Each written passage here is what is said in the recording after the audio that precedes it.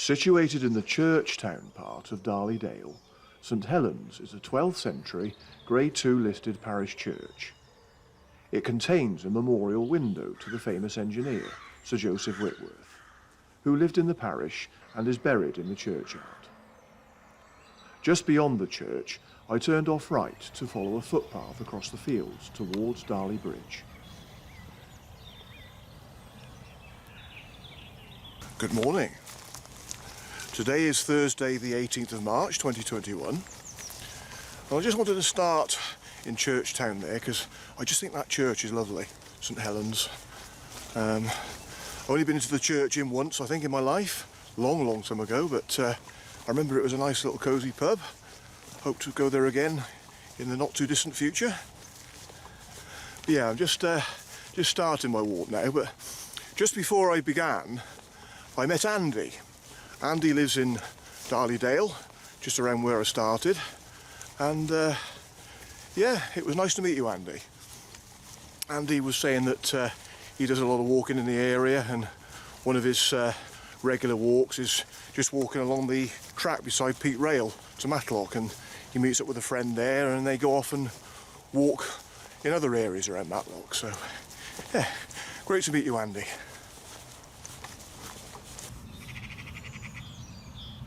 Beyond Darley Dale Cricket Ground, I went right along the B5057 to Darley Bridge as I passed the Square and Compass Inn, founded in 1863.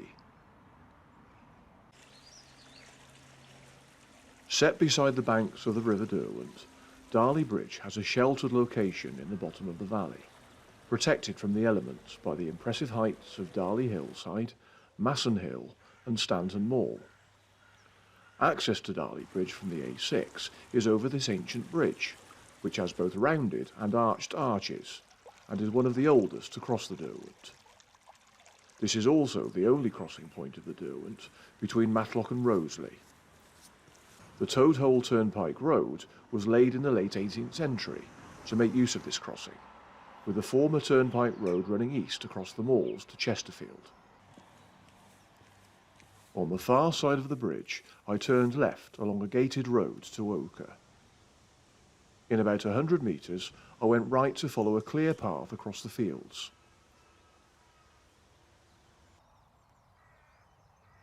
Eventually reaching a rough lane, I went left, where the lane became a grassy track beyond the houses.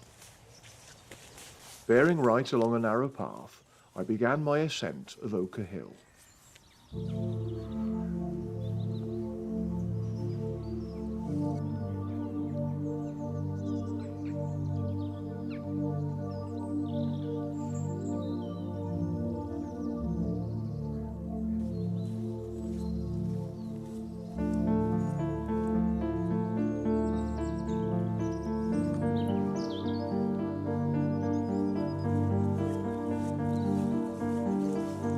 Soon there was a fine view down the valley towards Matlock and Ryber Castle.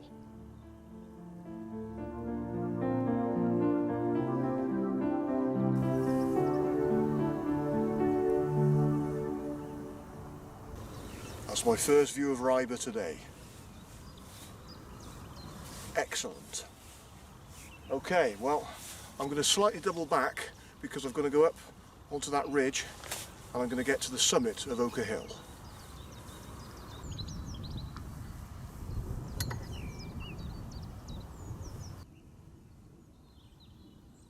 Dropping down slightly past a derelict barn, I came to Grace's Well, a spring in a small walled enclosure on the left.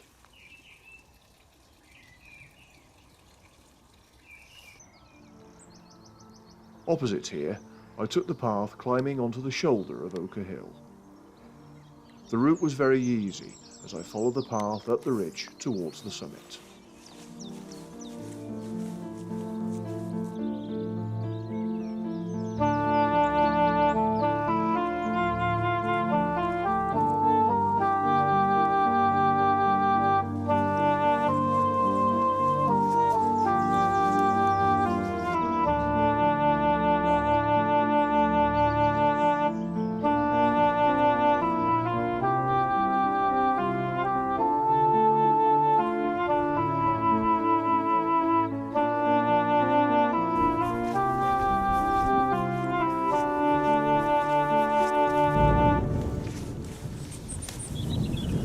Ah, lovely. Do you know, I actually think I've only walked to the top of Oker Hill once before. Can't believe it really when you think this is another of my many local walks I can do. Some great views anyway. See down to Darley Bridge there, where I started. You can just see the edge of Stanton Moor over there. Another beautiful part of the Peak District. And over there is the village of Wensley, just at the side of Wensley Dale, not to be confused with a certain other Wensley Dale.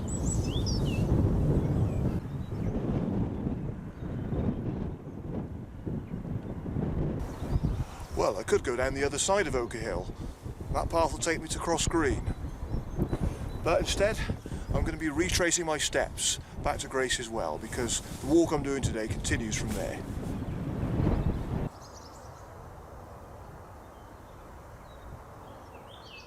Having made my way back to Grace's Well, I turned right and almost immediately went over a stile on the left, dropping down steeply.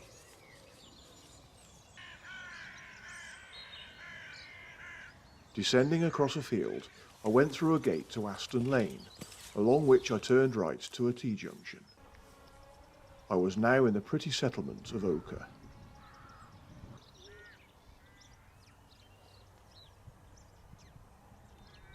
A short way beyond the T-junction, I took a footpath on the right, heading towards Snitterton.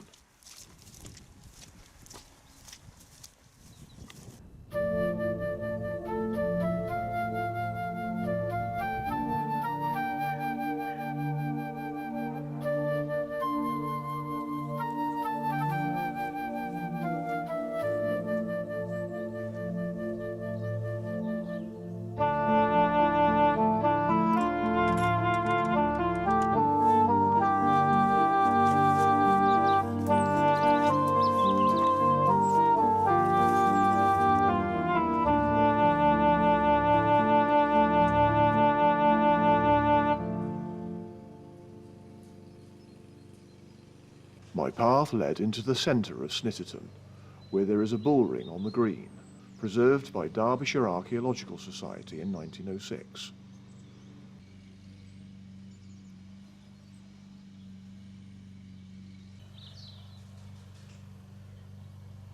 From here, I headed up the lane past Snitterton Hall, a late medieval manor house and Grade 1 listed building.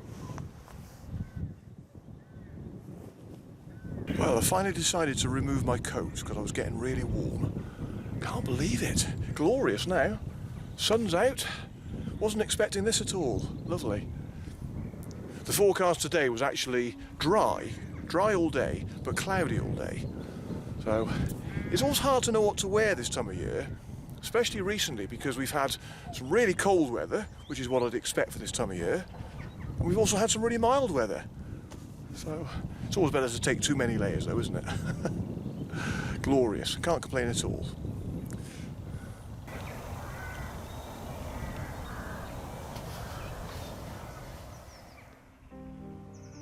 The path climbing up beyond Snitterton Hall was, despite the waymarks, not very easy to follow.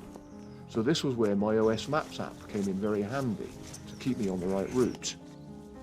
The views were well worth it though.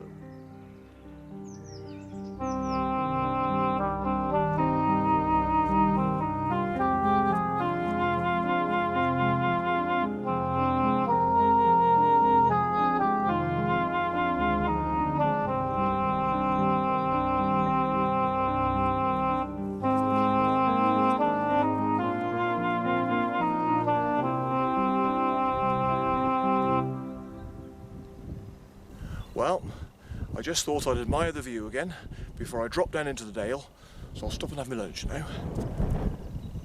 The walk I'm doing actually is out of a book. This is Best Pub Walks in the White Peak, written by Les Lumsdon and Martin Smith. And they've also done one in the Dark Peak as well. So, I don't know Les, but I do know Martin. Martin's a friend of mine, and he was also an ex-work colleague. And before Martin retired, he's been retired some years now, but some of us from work actually got together and did a few group walks. It was really nice. But Martin knows this area better than I'll ever know it. So, as I say, he's co-written this book and one of the Dark Peak. Martin's also done one or two others as well. There's some really great walks in here. This is a walk from Darley Bridge. Although I'm doing most of the route that's actually in his walk, I am going to be doing a slight deviation later on. But the majority of the walk comes from this book, so I really recommend this book. Pub Walks in the White Peak, and also Best Pub Walks in the Dark Peak.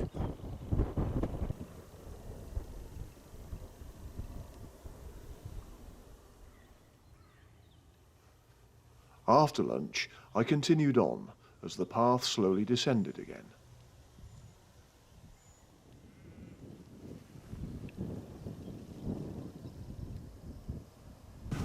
I'm hoping to get my jab soon. Hopefully by the middle of next month. Everybody that's over 50 will have had their first jab. So, hoping that I'll get my invite soon. One thing I have noticed about the pandemic, because obviously everybody's got to wear a face covering now when they go into shops or wherever, I tend to raise my voice more. I just remember going into one shop a while ago, and the woman behind the counter, she had a mask on, but she also had a visor on top of that. So when she spoke to me, she went, I was, what? Sorry? So I think with that in mind, when I go in wearing a face covering into a shop, I shout. I went into a chip shop a few weeks ago, and I had my mask on, of course, and as I sort of went up to the counter, there's a plastic sort of screen, you know, between, you know, on the counter so that everybody's safe on either side of the counter. And I just went up to the guy who was stood probably, well, yeah, just over 2 meters away from me, and I said, "Steak pie and chips, please." And he said, "Would you like salt and vinegar, sir?" "Yes, please." "Anything else, sir?" "Can of Coke, please." So yeah, I have noticed that I have been shouting more when I go into shops. You have to laugh, really, don't you?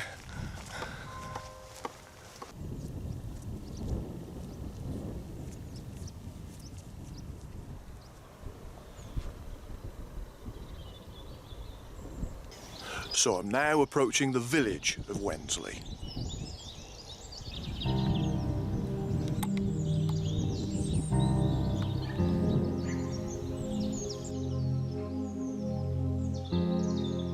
I dropped into the head of Wensley Dale, where the track curved round to climb up the other side into the village.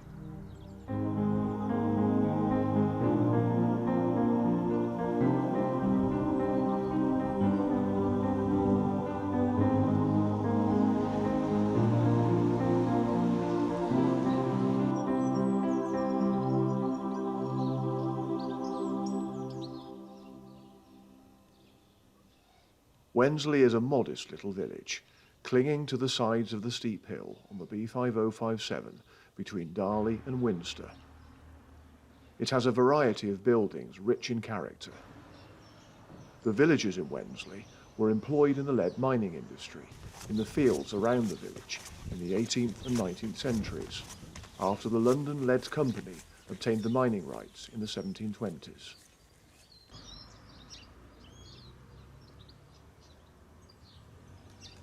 The Reading Rooms was built in 1892, given to the village by former resident Mr. Joseph Taylor. It consisted of one room for boys and another for the men and a library. Ladies were not allowed membership until 1947. The Reading Rooms is now a thriving hub within the village and well supported by local residents and a range of other users.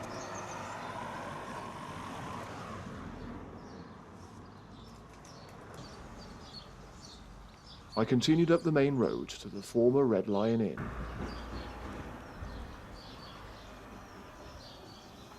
Well, the Red Lion is a pub I've never been into, but I don't know if it's actually been closed for all the years I've been living here. I may be wrong there. It may have still been open when I moved to Derbyshire, but I couldn't swear on that. Oh well, anyway.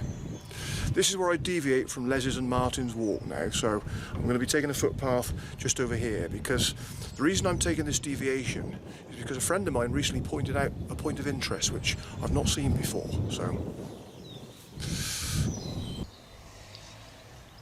I later discovered the Red Lion Inn had been open when I first moved here, but closed in 2010.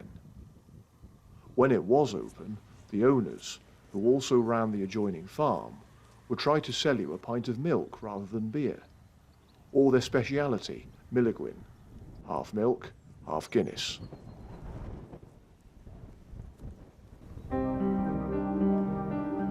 Just west of the old pub, I took a path climbing up over some fields, providing more great views, before dropping down steeply the other side through Cambridge Wood.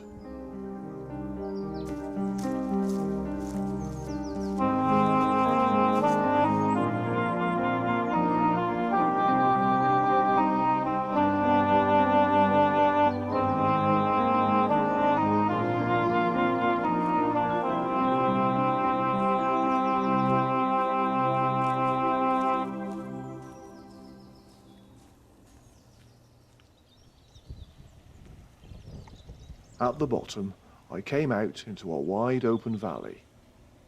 The point of interest I was looking for was not far away now. I just had to find it.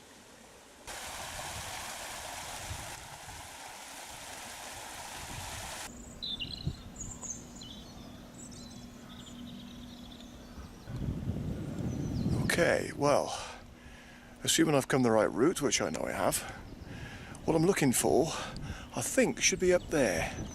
Go up there and have a look.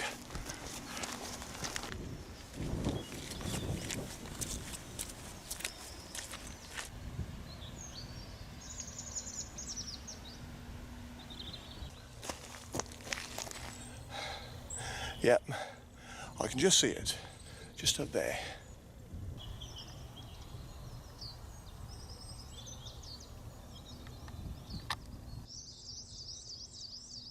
The old Millclose Mine was a lead mine. The engine house of the mine survives as a ruin and is a scheduled monument. It was built from 1859 to 1860 by Edward Wass and housed an engine made by Thornwill and Warham to pump water from the mine via the Watts engine shaft nearby. The engine was in use until the early 1870s.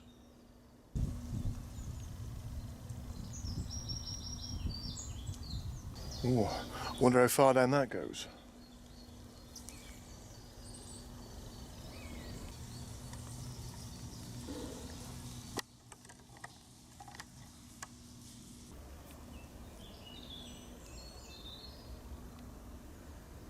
Wow, I'm so glad that I decided to come this way today. I'm sure I've never been to Old Millclose Mine before, but I could be wrong. And if I am, a couple of my local friends will correct me on that, I'm sure, but I'm pretty sure that I haven't come this way before. I mean, I'd remember this. Really interesting. So yeah, worth coming this way, I think, today for that. So I'd just like to say thank you, Henry, for bringing this place to my attention. Okay, onwards I go. I'm nearly at the end of the walk now, so I've just got to go down here and then I follow the track back into Darley Bridge.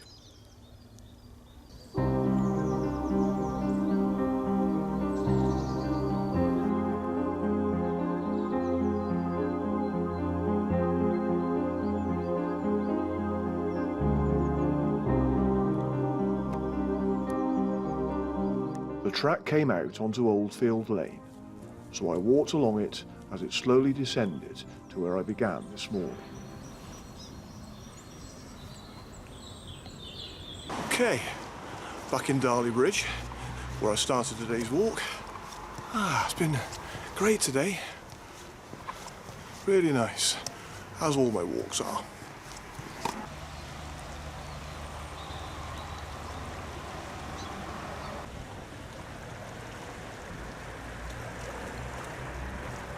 I crossed back over the bridge to make my way home, just pausing beside the square and compass for one final thought.